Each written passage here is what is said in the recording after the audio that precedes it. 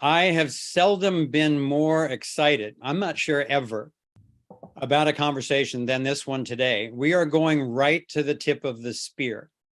The title of this conversation is Ethical AI, the Key to a Free and Thriving Future. So let that sink in for a minute. That is not overstatement. This is not hyperbole. That's our own, to do with as we want.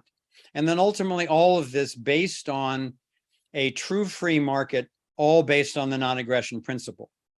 So Rajiv, welcome back. Thank you. Thank you, Foster, for having me. It's great to see you. And before we dive into all the thoughts and concepts and so forth, could you just give us a little report? Because a lot of our fans were excited about when they heard your last interview with us, and then that you were taking off to go on this tour of India. So could you just briefly say why you went on a tour of India and how it went? So I came out with a new book called Snakes in the Ganga. This talks about dangers that are not visible because the Ganga is a sacred space and nobody expects poison and threats. Referring back to your call for non-violence and non-harming, what it says is that there is a lot of harming and violence going on, which is beneath the surface.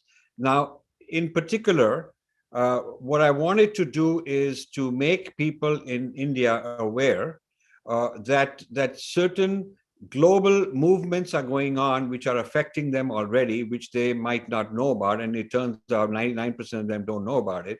And these are kinds of collectivism, what you would call collectivism, identity politics and collectivism, to deny people individual freedom, which is a pathway to slavery.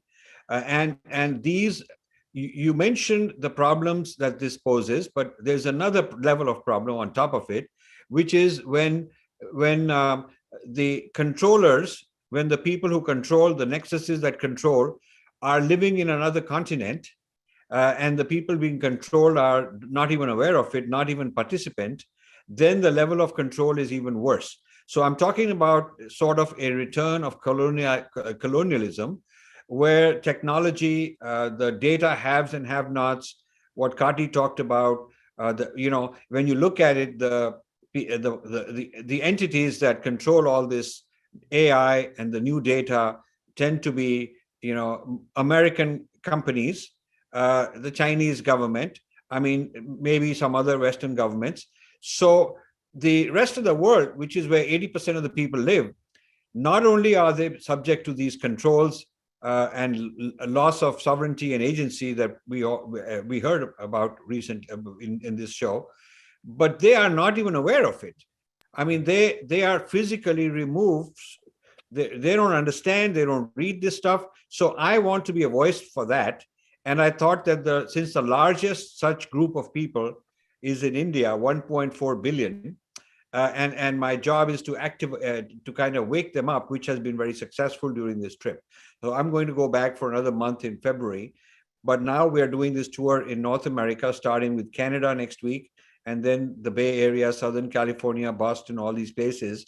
And then we'll go to Europe and then back to India for another round, because the demand was so much, we couldn't fulfill the demand in one tour. Well, I'm really excited that you're doing that and that you're doing a U.S. tour. And Kimberly and I are very eager to see you. We're planning in November. I think we get a visit from you. Yes. And your co-author, Vijaya Viswanathan. Yes. And so we're really looking forward to actually meeting you in person for the first time. Kimberly and I have been devouring your books, and that's a big meal. But she just is finishing the artificial intelligence and the future of power that we talked a lot about in our last interview.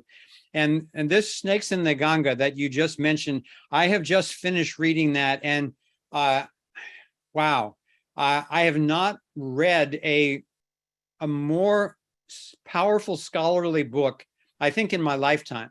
And what I mean by that is that tremendous research has gone into this.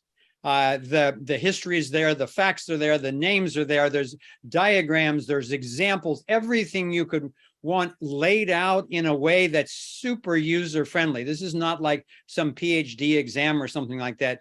You know, you preview the chapters and then you lay it out with examples, and then you do summaries at the end and a conclusion summarize.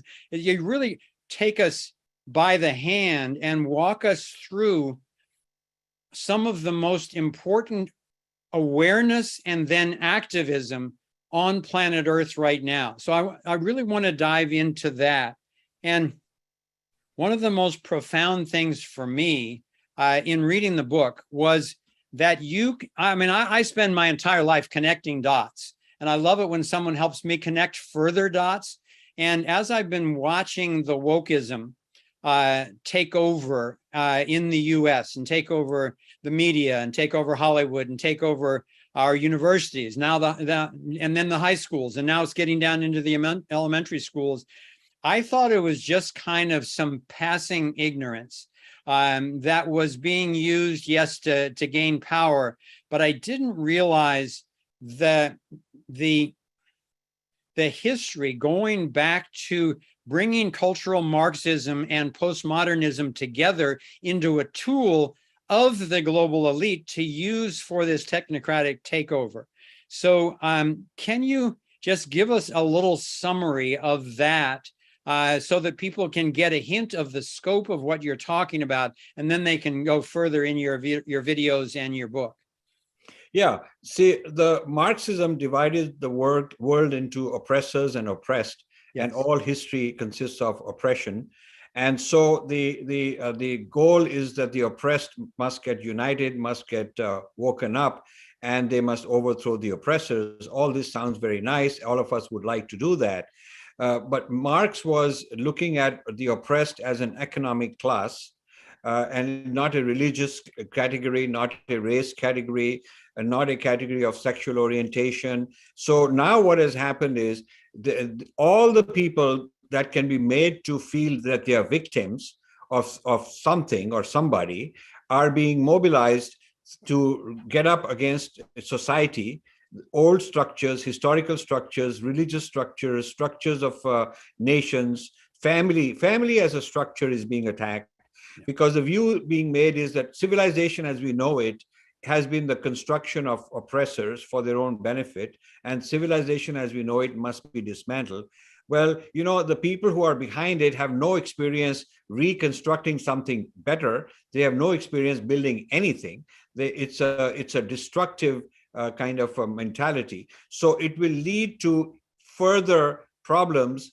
And the only winners, if you ask why would Zuckerberg and World Economic Forum support this?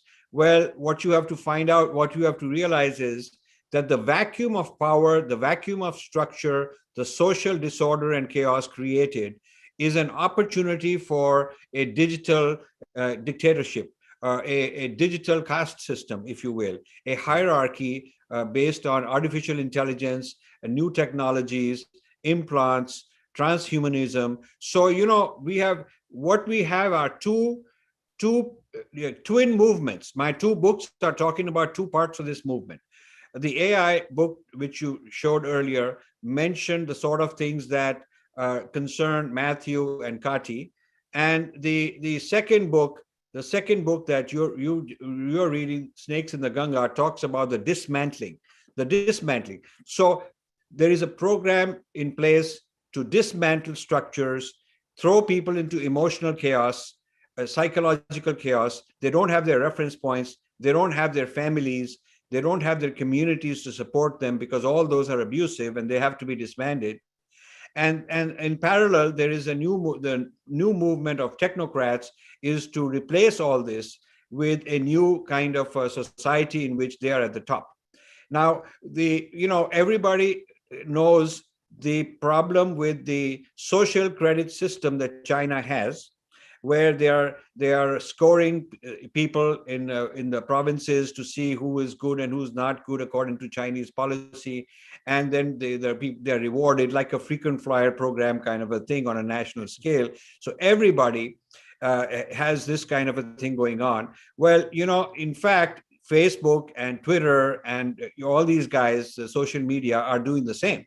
I mean, they are scoring us with our data in accordance with their understanding of what is socially acceptable, what are the community standards, what is their criteria of hate speech, what is their criteria of fake news, who gets to decide. So they put algorithms in place to do the job of hundreds of millions of human beings by scoring all of us all the time. And this kind of a AI-based scoring system is managing individuals towards a kind of a hierarchy of power. And the corporate equivalent of that is the ESG movement, which World Economic Forum started. This ESG movement, which sounds very nice, environment, we all want to have a good environment, social justice for the S, we all want social justice, and G for the governance, and so on. While the principles and the ultimate goals are very admirable, the way they're going about it is it's sort of like a scoring system, just like the scoring system for individuals. This is the scoring system for institutions, and now institutions have to behave a certain way to be in the good books of the World Economic Forum and the international consultants, the McKinseys and the Price Waterhouse and the Ernst & Youngs, who get to decide what constitutes good corporate behavior. And so that is a social credit system for corporations. So you have individual level social credit systems, you have corporate level social credit systems, all of them making decisions on you, me, our organizations, everybody. And meanwhile, you have people destroying the old structures to make us vulnerable. So we are in serious trouble as a human society, and we need to wake up and start like the four of us are doing, start raising our voices and a counter movement. Can you also help people understand the role of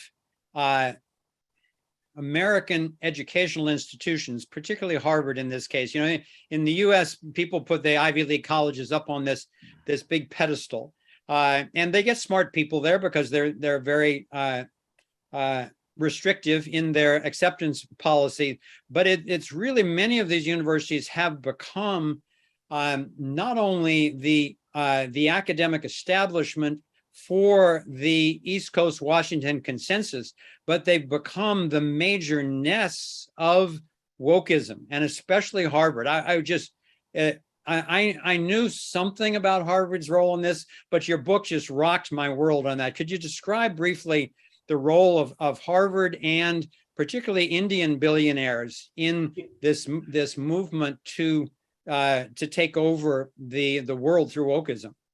Yeah. So, Harvard is what we featured in this book as the nest of snakes. The snakes seem like, to people in India, the snakes seem like a random person here and there, and they haven't connected the dots, and they don't know why there are people doing all these things. But Harvard is a systematic, institution on an industrial scale, developing these ideologies, turning wokeism into different cultural forms. So wokeism started as an American phenomenon, talking about blacks and whites and racism and so on. But then there is an Indianized version, there's a Japanese version, there's a Singapore version, there's a French version. President Macron pushed back quite hard on this by saying that the French idea of liberation has to do with individual and not an identity that has rights. The French idea of rights is individual rights. So he said a Muslim has the same individual rights as a non-Muslim, but the Muslims collectively in France don't have any special rights. Nor do Christians, nor do whites, nor do blacks.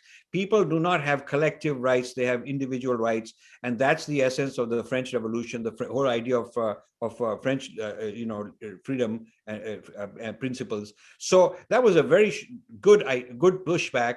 Now, people in other countries haven't come up with similar pushbacks, and I'm trying to trying to get people mobilized.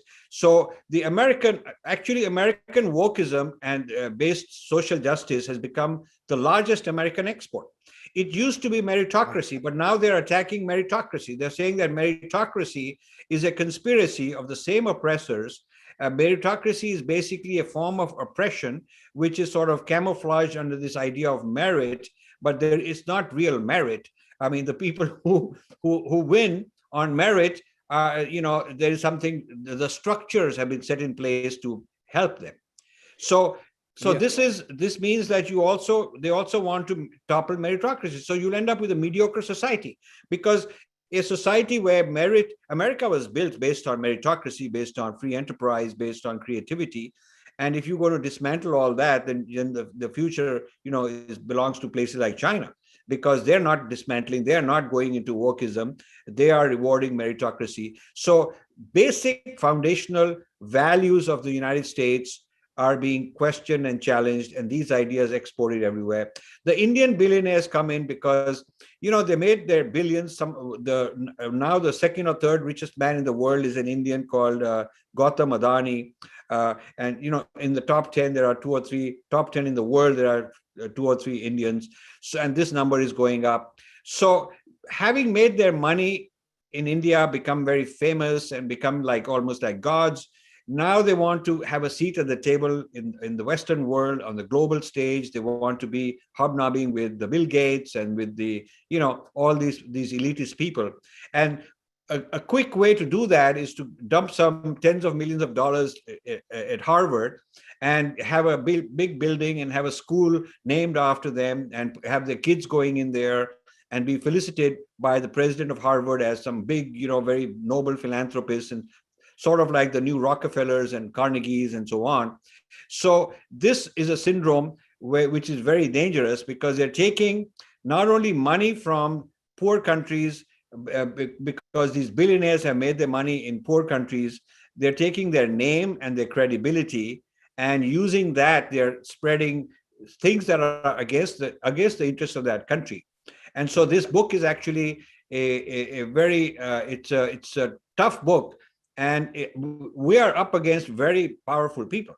We are not only up against powerful people in the United States like Harvard, and a whole lot of wokeism type people in the fringe left of the Democratic Party, but we're also up against the billionaires in India and much of the media in India, because there is and the people in India love to go to the World Economic Forum. They get their name in, they think that they've made it, they go and tell their whole community, they start showing off how much of a big shot they've become, because they can have a picture in Davos with somebody. So this clamoring for Western legitimization is a new form of colonization.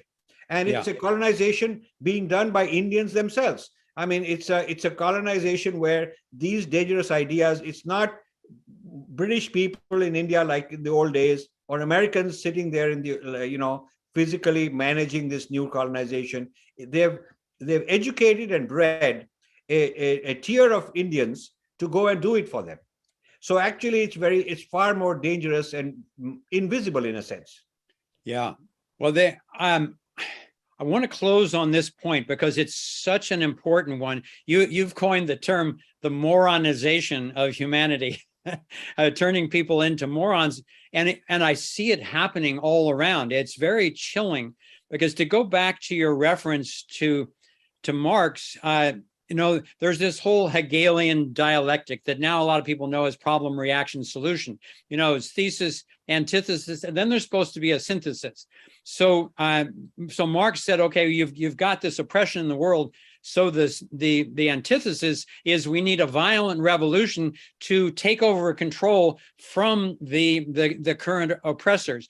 But there's never, this has been tried in over 24 countries, and it leads to the same disaster and murders and starvation every single time, authoritarianism and so forth. So I believe that what you're doing with your work and in your books is that you're actually showing the synthesis, that we can transcend the identity politics. We can transcend the left and right but we need to move to a level of consciousness, like Matthew was talking about before, that is at a higher frequency, that is a higher level of understanding and true tolerance of it, and acceptance of different points of views, just not acceptance of the initiation of force.